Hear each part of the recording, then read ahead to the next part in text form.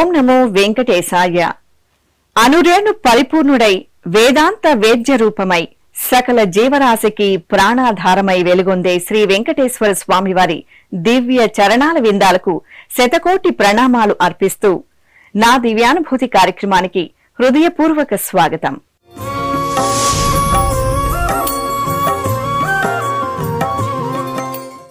దైవశక్తి యొక్క అపారమైన ప్రభావాన్ని, విశ్వాసం మన అంతరంగాలను ఎలా ఉన్నతీకరిస్తుందో, శ్రీవారి కరుణా కటాక్ష వీక్షణాలు ఎలా అద్భుతాలను సృష్టిస్తాయో మనం దర్శించాం. ఆ దివ్యానుభూతి కేవలం సంఘటనలు కాదు, అది భక్తి తత్వానికి నిలువెత్తు నిదర్శనం. భక్తులు తమ అంతరంగంలో అనుభవించిన దివ్య స్పర్శలను, శ్రీవారి లీలా విశేషాలను మనతో పంచుకుంటారు. వారి మాటల్లోని నిగూఢమైన భక్తి, వారి అనుభవాల్లోని అద్భుతాలు తెలుసుకోబోతున్నాం. తిరుమల క్షేత్రం ఆధ్యాత్మిక నిలయం. ఈ దివ్య క్షేత్రంలో నిత్యం స్వామివారి సేవలో తరిస్తున్న అర్చక స్వాములు తమ తపస్సు, జ్ఞానంతో శ్రీవారి మహిమలను, ఆలయ విశేషాలను మరియు భక్తి తత్వం యొక్క లోతైన అర్థాన్ని ఎలా ఆవిష్కరిస్తారో ఆ విశేషాలను వారి మాటల్లోనే విందాం. ఓం నమో వెంకటేశాయ. మనం తిరుమల యాత్రకు వచ్చినప్పుడు తరచుగా తిరుమలలో పుష్పాలు ధరించకూడదు అనే నియమం గురించి వింటూ ఉంటాం. దీని వెనుక ఉన్న కారణం గురించి ఇప్పుడు తెలుసుకుందాం. కలియుగ ప్రత్యక్ష దైవమైన శ్రీ వెంకటేశ్వర స్వామి వారి పవిత్ర దివ్యధామం తిరుమల పుణ్యక్షేత్రం శ్రీ వైష్ణవ సంప్రదాయంలో అష్టాక్షరీ మంత్రానికి ప్రతీకగా శ్రీరంగం క్షేత్రం, ద్వయమంత్రానికి ప్రతీకగా కంచి క్షేత్రం, అలాగే భగవద్గీతలో చరమశ్లోకమైన సర్వధర్మాన్ పరిత్యజ్య మామేకం శరణం వ్రజ అహంత్వా సర్వపాపేభ్యో మోక్షయిష్యామి మాసుచాని, ఈ శ్లోకానికి ప్రతీకగా తిరుమల దివ్యక్షేత్రం ప్రసిద్ధి చెందినది. వైష్ణవ సంప్రదాయంలో శ్రీరంగ క్షేత్రంలోని శ్రీ రంగనాథ స్వామి వారిని స్తుతించే ఒక పవిత్రమైన శ్లోకం ఉన్నది. శ్రీరంగ మంగళ నిధిం కరుణానివాసం శ్రీ వెంకటాద్రి శిఖరాలయ కాలమేఘం శ్రీహస్తి శైల శిఖరోజ్వల పారిజాతం శ్రీశం నమామి శిరస యదుశైల దీపం. శ్రీరంగ క్షేత్రం భోగమండపంగాను, తిరుమల క్షేత్రం పుష్పమండపంగాను, కంచి క్షేత్రం త్యాగ మండపంగాను, మేల్కోటె క్షేత్రం జ్ఞాన మండపంగాను శ్రీవైష్ణవ సంప్రదాయంలో పేర్కొనబడినది. ప్రాచీన కాలం నుండి తిరుమల క్షేత్రాన్ని పుష్పమండపంగా వ్యవహరించేవారు. శ్రీ వెంకటేశ్వర స్వామి వారికి పుష్పాలంటే అమితమైన ప్రీతి. అందుకే ప్రాచీన కాలం నుండి కూడా అనేక మంది శ్రీవారి పరమ భక్తులు స్వామివారి కైంకర్యాలకు వినియోగించే పుష్పాలు సమకూర్చడం కోసం పూల తోటలు, ఉద్యానవనాలు ఏర్పాటు చేశారు. నా పేరు వాణి అండి. నేను విశాఖపట్నం నుంచి వచ్చానండి. నాకు చిన్నప్పటి నుంచి దగ్గరగా 60 ఇయర్స్ నుంచి స్వామి దర్శనం చేస్తున్నాం మేము. నేను 6 ఏళ్ల పిల్లప్పటి నుంచి నన్ను తీసుకొచ్చారు అమ్మా నాన్నగారు. ఇప్పటికీ నాకు 65 ఇయర్స్ ఇంచుమించుగా. నేను అప్పటి నుంచి స్వామి దగ్గరకు వస్తున్నాను. ఈ సంవత్సరం అయితే ఇది 3వసారి వచ్చాను. నేను 2014లో ఒక పేషెంట్కి నేను మెడికల్ డిపార్ట్మెంటు సర్వీస్ చేసి నేను స్వామి దర్శనానికి వస్తే నేను లక్కీ డిప్ వేస్తే మాకు అదేంటో మాకు తెలియదు. కానీ మాకు అర్చన లాటరీ తగిలింది. ఆ అర్చన లాటరీలో మమ్మల్ని స్వామి దగ్గర 30 గంట కూర్చోబెట్టేటప్పటికి ఒక పెద్ద అద్భుతంలా మేము ఫీల్ అయ్యామండి. అంత స్వామి అనుగ్రహం మాకు ఎప్పుడూ ఉంటూనే ఉంది. ఎన్నో మిరాకిల్స్ జరిగాయండి. ఇది చాలా అత్యద్భుతమైన దర్శనం నాకు దొరికింది. ఇంతకంటే ఇంకెక్కువ ఏమీ కోరుకోవట్లేదు. ఎప్పుడైనా స్వామి దర్శనం దొరికితే చాలు, అదే నేను కోరుకుంటున్నానండి. పిల్లలు కూడా అంతా భగవంతుడు బాగా ఆశీర్వదించాడు. పిల్లలు కూడా ప్రతి సంవత్సరం వచ్చి దర్శనం చేసుకుంటారు. మాకు ఎప్పుడు వీలైతే మేము అప్పుడు వస్తాం. స్వామి దయ వల్ల, స్వామి అనుగ్రహం వల్ల జ్యోతిర్లింగాలన్నీ, శక్తిపీఠాలన్నీ, కైలాస మానస సరోవరం, అమర్నాథ్, కేదార్నాథ్, బద్రీనాథ్, ముక్తినాథ్ అన్నీ స్వామి కృప వల్లే మేము చూసామండి. లేకపోతే మాకు అంత ఆ అదృష్టం లేదండి. ముందు స్వామి మాకు ఆదిదేవుడు, ఆ దేవుడు ఇవన్నీ చూపించారండి. మాకు చాలా సంతోషం అండి. స్వామి అనుగ్రహం మాకు కలగడం లేదు. నాకు ఊహ తెలిసినప్పటి నుంచి స్వామివారి భక్తుడిగా ప్రతిసారి వస్తున్నాను. సంవత్సరానికి 2-3 సార్లు వస్తాను. కానీ ఎప్పుడు వచ్చినా ఎవరి ద్వారానే వస్తాను. కానీ పెద్దలు పూజ్యులు గురువర్యులు చెప్పిన విధంగా ఒక సామాన్య భక్తుడిగా వచ్చిన తర్వాత స్వామివారి లీలలు ఏంటో ఇంకా ఎక్కువ అర్థమైనవి. నడిచి ఎక్కి మెట్ల మార్గం ద్వారా మరియు సామాన్యుడిగా వెళ్ళి దర్శనం చేసుకున్న తర్వాత రిజల్ట్ అనేది ఇప్పుడున్న యుఎస్ఏ పరిస్థితుల్లో మా అమ్మాయి అక్కడ మాస్టర్స్ చేసి ఉద్యోగం లేక ఉన్న సందర్భంలో నేను మెట్ల మార్గం ద్వారా ఎక్కి దర్శనం చేసుకున్న వెంటనే మా అమ్మాయికి ఇప్పుడున్న పరిస్థితుల్లో యుఎస్ఏలో ఉద్యోగం వచ్చింది. ఆ ఒక్క సందర్భమే కాదు, ఇంకా ఎన్నో సందర్భాలు ఇలా జరిగినాయి.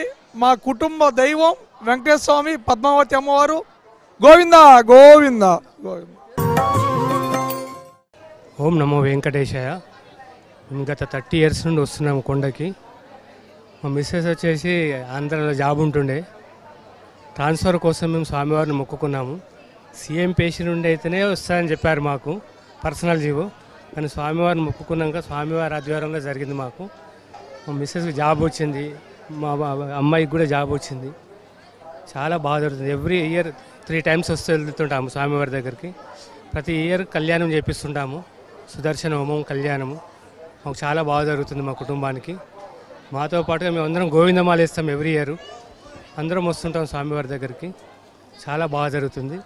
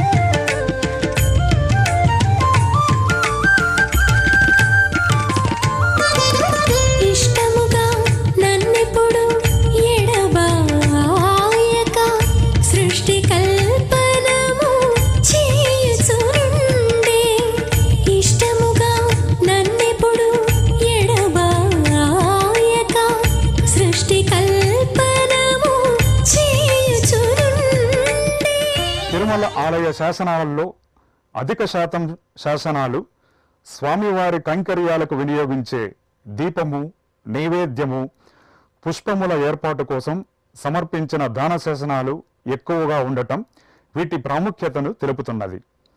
అందుకనే తిరుమల క్షేత్రానికి సంబంధించి ఒక విశిష్టమైన ఆచారం ప్రాచీన కాలం నుండి కూడా అమలులో ఉన్నది. తిరుమలకి ప్రవేశించిన ప్రతి పుష్పము కేవలం స్వామివారి కైంకర్యాలకే వినియోగింపబడాలి. ఈ కారణం వల్లనే తిరుమల శ్రీవారి ఆలయంలో భక్తులకు దర్శనం అయిన తర్వాత స్వామివారి ప్రసాదంగా పుష్పాలను, తులసిని ఇచ్చే సంప్రదాయం లేదు. స్వామివారి నిర్మాల్యం అంటే ఒక కైంకర్యం పూర్తి అయిన తర్వాత తొలగించే పుష్పాలన్నీ ఆలయ 2వ ప్రాకారంలో పూలబావిలో లేదా తిరుమల కొండ ప్రాంతంలో ఎవరూ త్రొక్కని ప్రాంతంలో నిక్షిప్తం చేయాలి అనే ఆచారం కూడా ఉన్నది. కేవలం సంవత్సరంలో ఒకే ఒక్కరోజు తిరుచానూరు పద్మావతి అమ్మవారి ఆలయ బ్రహ్మోత్సవాల చివరి రోజైన పంచమీ తీర్థం నాడు శ్రీవారు తిరుమల నుండి అమ్మవారికి సారె పంపిస్తారు.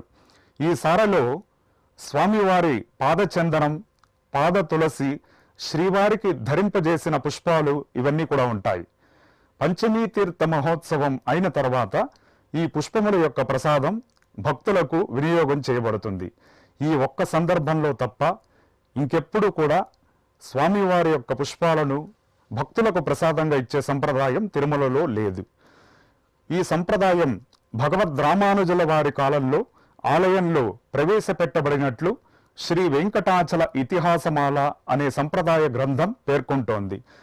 దీని వెనుక ఉన్న కథను ఈ గ్రంథం తెలియజేస్తోంది. ఓం నమో వెంకటేశాయ. జయ శ్రీమన్నారాయణ. మేము ప్రతి ఏడు కూడా 2 times 3 times వస్తుంటాము. స్వామి మేము అనుకున్న దానికన్నా, మేము మొక్కుకున్న దానికన్నా చాలా ఎక్కువనే చేశారు మాకు అంటే మా ఇలవేల్పు వెంకటేశ్వర స్వామియే. సో ఆయనను మేము ఎప్పుడు మా పూర్వీకుల నుంచి మేము నమ్ముకుంటూ వస్తున్నాము. చాలా బాగా దర్శనం జరుగుతుంది. దర్శనం కూడా అక్కడ పైన ఏర్పాట్లు కానీ ఇక్కడ ఏర్పాట్లు కూడా చాలా బాగున్నాయి. సో అందరూ కూడా రండి వచ్చి దేవదేవుణ్ణి దర్శించుకొని తమ కోరికలను అన్నిటినీ నెరవేర్చుకోవాలని నేను అనుకుంటున్నాను. మాకైతే చాలా మంచి ఎక్స్పీరియన్స్ జరిగింది. సో స్వామి మాకు ఎప్పుడు కూడా బాగా చేస్తారనే నమ్మకంతో వస్తూ ఉంటాము. నమస్కారం అండి. నా పేరు అక్కినేపల్లి మురళీధర్రావు. నేను నల్గొండ నుంచి వచ్చాను. నేను గత 30-40 సంవత్సరాల నుంచి రెగ్యులర్గా కూడా ఈ దేవాలయాలు దర్శించుకుంటున్నాను. నాకు చాలా మంచి అనుభవాలు ఉన్నవి. తర్వాత ఎస్ఈబిసి ఛానల్ వచ్చిన తర్వాత కూడా రెగ్యులర్గా రోజు మేము విష్ణు సహస్రనామాలు, తర్వాత మిగతా కార్యక్రమాలు అన్నీ కూడా బ్రహ్మోత్సవాలు మంచిగా తిలకించి మేము పోలేని ప్రదేశాలకు కానీ అవన్నీ కూడా దర్శనాలకు ఇస్తున్నారు. అవన్నీ కూడా చాలా బాగా జరుపుతున్నారు. చాలా సంతోషకరమైన విషయము. ఎస్విబిసి వాళ్ళు చాలా మందికి వాళ్ళు రాలేని వారికి దైవ దర్శనం, ఇక్కడ వెంకటేశ్వర స్వామి దర్శనం చేసుకోలేని వాళ్లకు చాలా ఇంట్లోనే ఆ దర్శనం ఏర్పాటు చేయడము చాలా ముదావహం. ఇట్లాంటి కార్యక్రమాలు ఇంకా అభివృద్ధి చెందాలని ఆ వెంకటేశ్వర స్వామిని కోరుకుంటూ నాకు ఈ అవకాశం ఇచ్చినందుకు ధన్యవాదాలు. నమస్తే అండి. నా పేరు మూలపూడి సుభద్రాదేవి అండి. మేము విజయనగరం నుంచి వచ్చామండి. ఈ తల్లి తాలూకా దర్శన భాగ్యం కలిగిందంటే చాలా ఎంతో పుణ్యం చేసుకుని ఉండాలి, అదృష్టం ఉండాలి. వాళ్ళకి మంచి అర్హత ఉంటేనే ఈ తల్లి దర్శనం అవుతుందండి. ఆ తల్లి దర్శనం అయిందంటే 1,000,000 యాగాల ఫలితం మనకి లభిస్తుందండి. ఎందుకంటే ఎన్ని ఆపదలున్నా ఈ తల్లి తాలూకా స్మరించుకుంటే, ఆ తల్లిని కోరుకుంటే మనం కోరిన కోరికలన్నీ కూడా వెంటనే నెరవేరుతాయండి. తల్లి మహిమలు కొనియాడతగనివి. ఎంతో అదృష్టం ఉంటేనే తల్లి దర్శన భాగ్యం కలుగుతుందండి.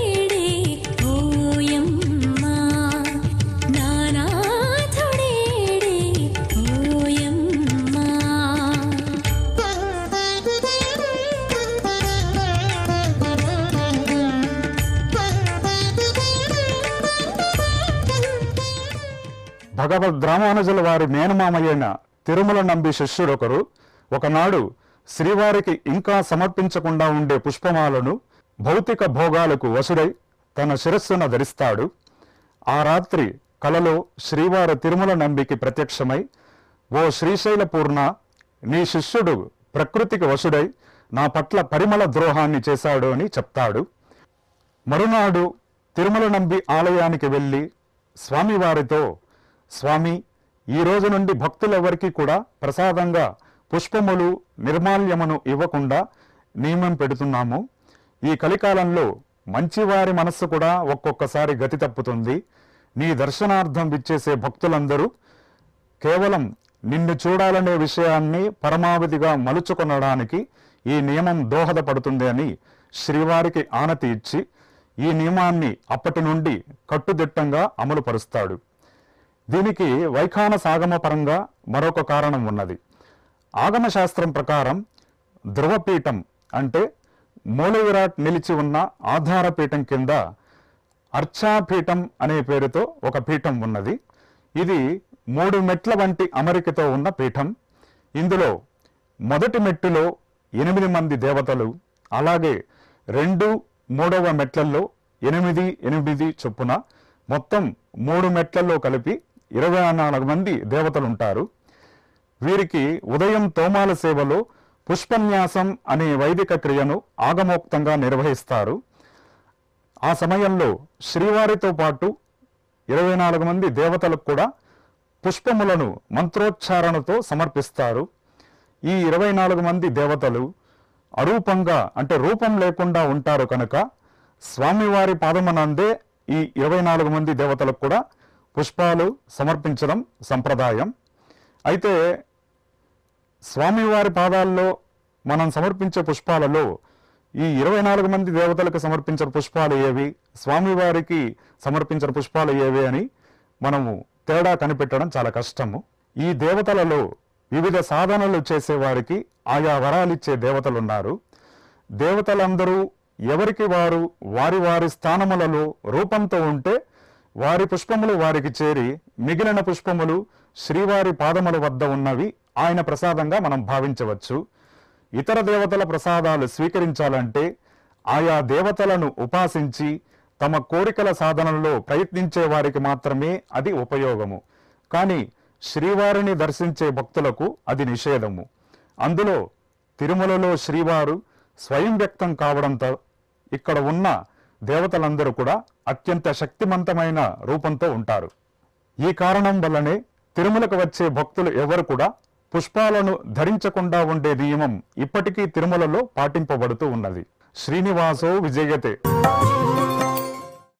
ఓం నమో వెంకటేశాయ. నా పేరు చీకటి మామిళ్ళ రవికుమార్ అండ్ మా ఫ్యామిలీ.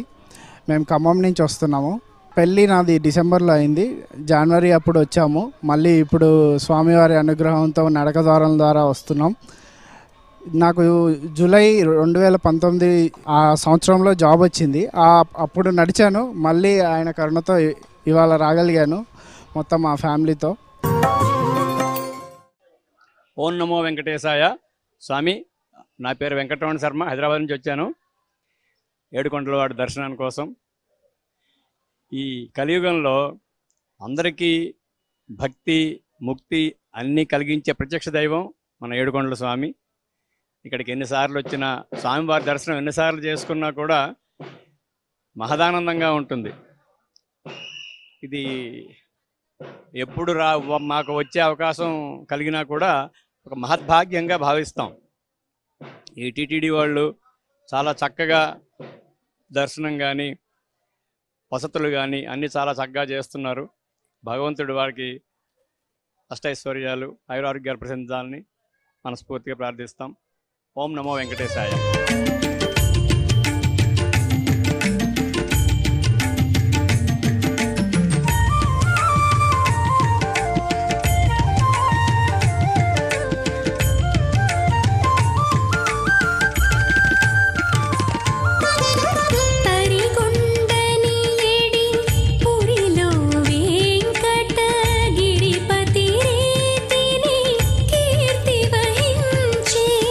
తరిగొండని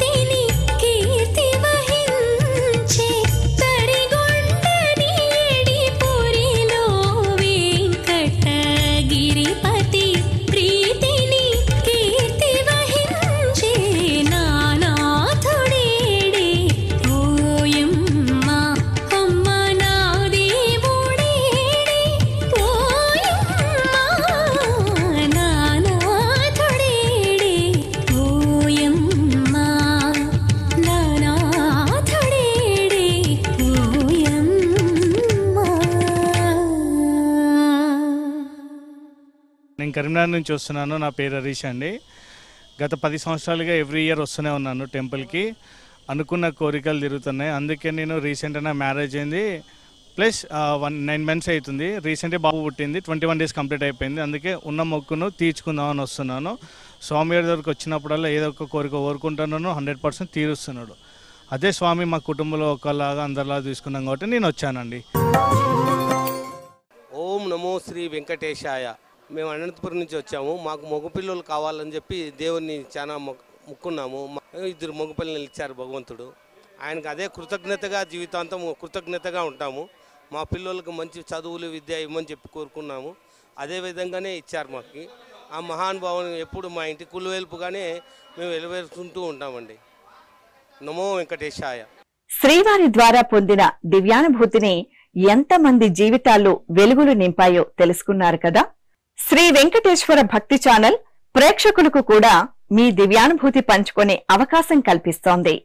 భక్తులకు శరణాగతి భావన, భగవంతుని సాక్షాత్కారం కలిగించే ఒకే ఒక అనుభూతి, అదే దేవునికి జీవునికి మధ్య ఒక వారధి లాంటిది. ఆ ఒక్క అనుభూతే ఒక దివ్యానుభూతి. ఎందుకంటే ఆ అనుభూతిని పొందిన భక్తుడు ఇక ఎన్నడూ భగవంతుణ్ణి వీడడు. శ్రీ వెంకటేశ్వర స్వామి, పద్మావతి అమ్మవార్లతో మీ దివ్యానుభూతిని మీ శ్రీ వెంకటేశ్వర భక్తి ఛానల్తో పంచుకోండి. తద్వారా మరింత మందికి శ్రీ వెంకటేశ్వర స్వామి మహాత్మ్యం తెలియజేయండి. మీరు చేయవలసిందల్లా మీ దివ్యానుభూతిని మీ ఇంట్లో వెంకటేశ్వర స్వామి చిత్రపటం వద్ద లేదా ఏదైనా హిందూ సంప్రదాయం ప్రతిబింబించే పరిసరాల్లో మీ వీడియో, ఆడియోతో సహా రికార్డు చేసి మాకు వాట్సాప్ ద్వారా పంపండి. మీరు తీసుకోవలసిన జాగ్రత్తలు ఏమిటంటే, మీరు రికార్డు చేసే ఆడియో స్పష్టంగా వినబడే స్థాయిలో ఉండాలి. ఇతర ఏ శబ్దాల అంతరాయం లేకుండా 2 నిమిషాల నిడివి కలిగి ఉండాలి. వీడియో క్వాలిటీ విషయంలో తీసుకోవలసిన జాగ్రత్తలు: మీరు రికార్డింగ్ చేసే వీడియో హారిజాంటల్ గా ఉండే విధంగా చూసుకోవాలి. మీ మీద లైటింగ్ సరిగ్గా ఉండాలి. మీ వెనుక కాంతివంతమైన లైట్లు ఉండకూడదు. ముఖంపై లైట్లు పడేలా చూసుకోవాలి. మీరు సంప్రదాయ వస్త్రాలు ధరించాలి. మీరు పంపాల్సిన వాట్సాప్ నంబర్ లేదా టెలిగ్రామ్ నంబర్ 9959553835. మరికొందరి అనుభవాలను తదుపరి ఎపిసోడ్లో మరొక దివ్యానుభూతితో మీ ముందుకు వస్తాం. అంతవరకు శ్రీ వెంకటేశ్వర స్వామి వారి ఆశీస్సులు మీ అందరిపై ఉండాలని కోరుకుంటూ సర్వే జనా సుఖినో భవంతు. ఓం నమో వెంకటేశాయ.